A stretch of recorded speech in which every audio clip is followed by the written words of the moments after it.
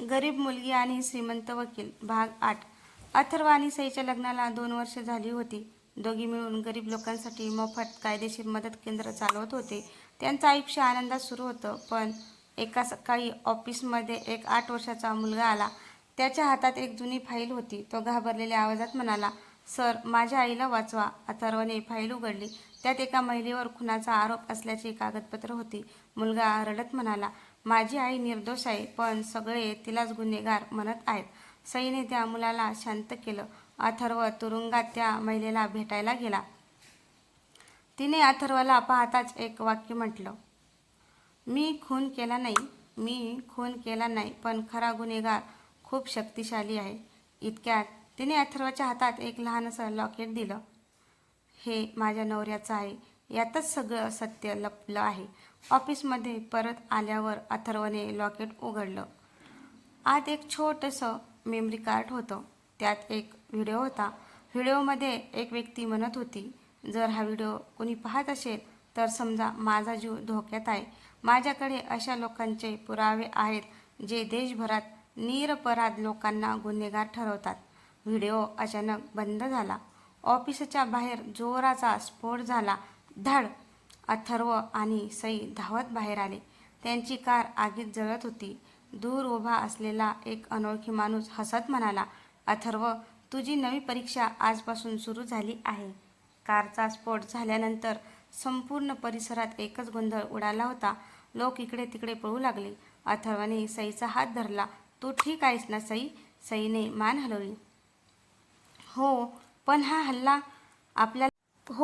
हा हल्ला आपल्यावर लक्ष करून झाला आहे." तेवढ्यात तो अनोळखी माणूस गर्दीत गायब झाला. पोलिसांनी घटनास्थळ सील केलं. स्फोटाची चौकशी सुरू झाली. अथर्वला मात्र त्या मेमरी कार्डमधील व्हिडिओचं कोडं सुटत नव्हतं. रात्री अथर्व आणि सई पुन्हा तो व्हिडिओ पाहू लागले. यावेळी त्यांना स्क्रीनच्या एका कोपऱ्यात एक लहानसा गोदाम क्रमांक G27 दिसला. अथर्व म्हणाला, "हेच आपल्या पुढच्या तपासाचं ठिकाण आहे." दुसऱ्या दिवशी दोघे G27 गोदामात पोहोचले. आज सर्वत्र शांतता होती. धुळीने झाकलेल्या पेट्या आणि बंद कपाटं दिसत होती. अचानक एका पेटीतून मदतीचा हलका आवाज आला. "कोणी आहे का?"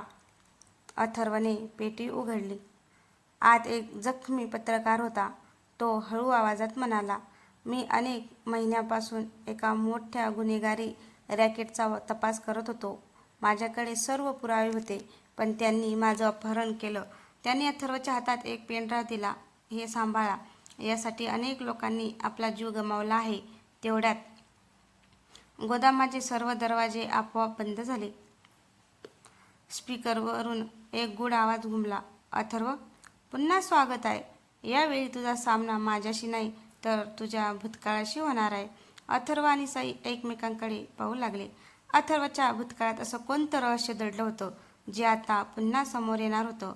गोदामाचे दरवाजे बंद होताच संपूर्ण इमारतीतील लाल दिवे चमकू लागले.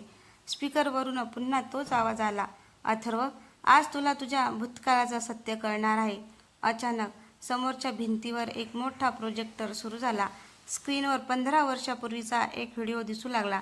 त्यात एक लहान मुलगा रडत होता. तो मुलगा दुसरा तिसरा कोणी नसून अथर्वच होता. सई आश्चर्याने त्याच्याकडे पाहू लागली.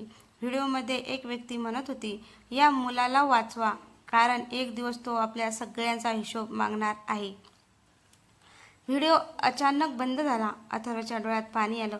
तो हळू आवाजात म्हणाला, "माझ्या लहानपणीच्या अपघातानंतरची ही रेकॉर्डिंग आहे." "पण ही कोणाकडे होती?" तेवढ्यात जखमी पत्रकार म्हणाला, "तुझ्या आईवडिलांचा अपघात नव्हता अथर्व, तो नियोजित कट होता." हे ऐकताच अथर्वच्या पायाखालची जमीनच सरकली. पत्रकार पुढे म्हणाला, "या कटाचा मास्टरमाइंड अजूनही मोकाट आहे. त्याने अनेक वर्षांपासून पुरावे नष्ट केले, साक्षीदार गायब केले आणि आता तो तुलाही थांबवू इच्छितो." तेवढ्यात गोदामाच्या मागच्या दरवाज्यातून काळ्या कपड्यातील काही माणसं आत घुसली. त्यांच्या हातात शस्त्र होती. त्यांचा नेता म्हणाला, "पेनड्राईव्ह आमच्या ताब्यात द्या, नाहीतर इथून कोणीही जिवंत जाणार नाही." अथर्वने पेनड्राईव्ह घट्ट पकडला. सई त्याच्या शेजारी ठामपणे उभी राहिली. दोघांच्या नजरेत एकच निर्धार होता. यावेळी सत्य कोणत्याही किमतीत लपणार नव्हतं. गोदामात तणावाचं वातावरण होतं. समोर शस्त्रधारी माणूस आणि अथर्वच्या हातात तो महत्त्वाचा पेनड्राव.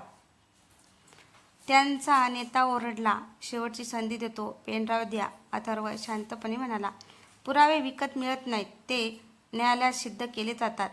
हे ऐकताच गुंडांनी हल्ला केला. गोदामात एकच गोंधळ उडाला. सईने प्रसंगावधान राखत जवळचा फायर अलार्म सुरू केला. क्षणात संपूर्ण गोदामात पाण्याचे फवारे सुरू झाले. गुंड गोंधळून गेले. याच संधीचा फायदा घेत अथर्वने जखमी पत्रकाराला सुरक्षित बाहेर काढलं. बाहेर पोहोचताच पोलिसांच्या गाड्या सायरन वाजवत घटनास्थळी आल्या होत्या. गुंड पळून गेले. मात्र त्यांचा नेता जाताना ओरडला, आज वाचलात, पण पुढच्या वेळी नाही. पत्रकाराने अथर्वच्या हातात जुनी डायरी दिली. तो म्हणाला, या डायरीतनं त्या कटाची सुरुवात कशी झाली याची संपूर्ण माहिती आहे. अथर्वने डायरी उघडली. पहिल्याच पानावर एक फोटो होता. फोटो पाहून तो थक्क झाला. त्या फोटोमध्ये त्याचे वडील आणि देशातील एक प्रसिद्ध उद्योगपती एकत्र उभे होते. अथर्व हळू आवाजात म्हणाला, हे कसं शक्य आहे? डायरीच्या शेवटच्या पानावर फक्त एकच ओळ लिहिली होती, सत्य शोधायचं असेल तर सूर्यगड हवेलीत या. तेवढ्यात अथर्वच्या मोबाईलवर एक अनोळखी मेसेज आला, तू हवेलीत पाऊल ठेवलंस तर यावेळी तुझं नशीब तुला वाचवणार नाही. अथर्वने सईकडे पाहिलं. दोघांनी एकमेकांचा हात घट्ट धरला, कारण त्यांना माहिती होतं पुढचं पाऊल त्यांच्या आयुष्यातील सर्वात धोकादायक ठरणार होतं. दुसऱ्या दिवशी पहाटे अथर्व आणि सई सूर्यगड हवेलीकडे निघाले. डोंगराच्या माथ्यावर वसलेली ती हवेली अनेक वर्षापासून ओसाड होती. गावातील लोक म्हणत होते, संध्याकाळनंतर त्या हवेलीत कोणी जात नाही. पण अथर्वला भीती नव्हती. त्याला फक्त सत्य हवं होतं. हवेलीचं मुख्य दार उघडताच धुळीचा वास आणि थंड वारा त्याच्या अंगावर आला. भिंतीवर जुनी चित्र आणि तुटलेले झुंबर दिसत होते.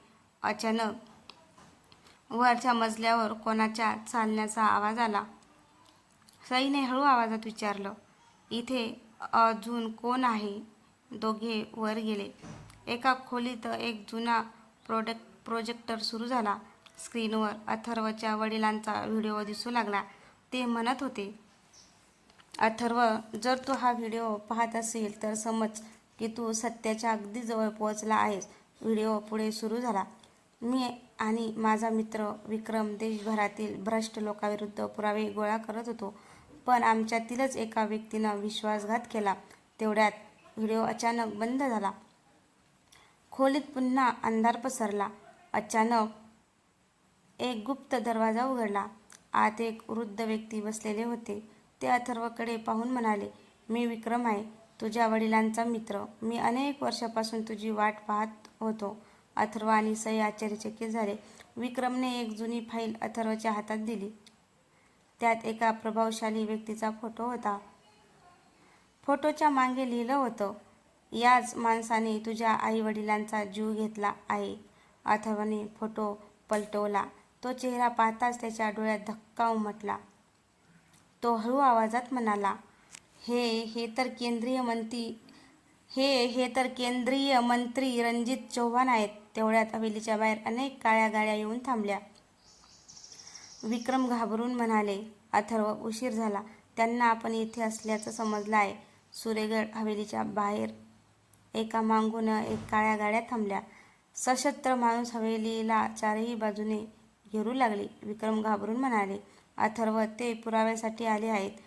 ते कोणालाही जिवंत सोडणार नाहीत. अथर्वने शांतपणे फाईल आपल्या बॅगेत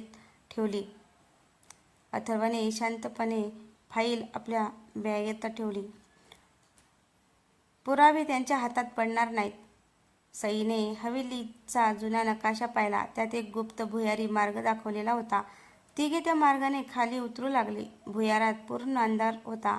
भिंतीवर जुन्या मशाली होत्या. अचानक सईच्या पायाला काहीतरी धडकले. तिने टॉर्च चालू केला. जमिनीवर एक जुना लोखंडी बॉक्स पडला होता. बॉक्स उघडताच त्यात अथर्वच्या वडिलांची डायरी सापडली.